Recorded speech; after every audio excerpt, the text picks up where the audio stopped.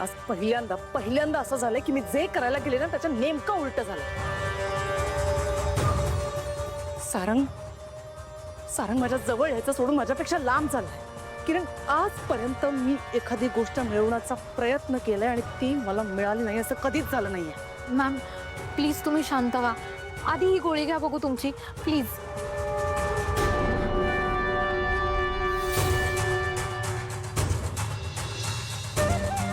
या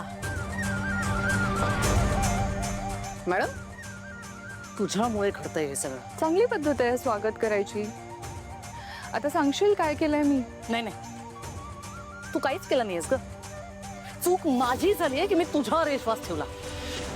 नेहमीप्रमाणे मीच माझं प्लॅनिंग करून सगळं करून मोकळं व्हायला हवं होतं. सगळं तुझ्यामुळे फसलंय. ओ, मग जमत असेल तर तुझ्या पद्धतीने तुझं तूच कर.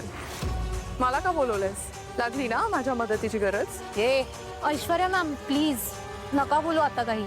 मॅम ऑलरेडी हायपर आहेत. ए हॅलो, मला दिसतंय अशी सिच्युएशन माझ्यावर आधी पण आली आहे लाईफमध्ये.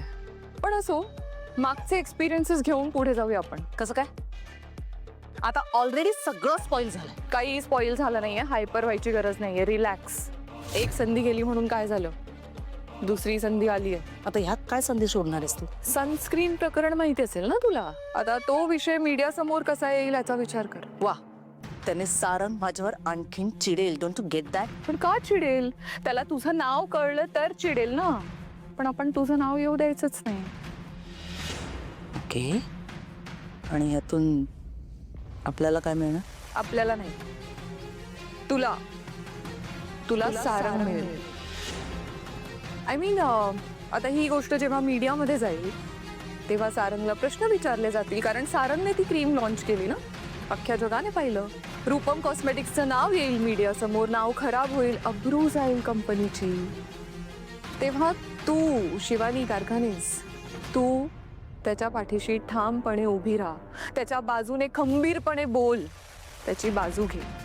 जर का हे मीडिया प्रकरण तू हँडल करण्यात यशस्वी झालीस तर तू सांगशील ते ऐकेल सारंग. आणि मग तुला हवं ते सगळं करून घे सारंगकडून. Sounds good. किरण, कामाला लाग.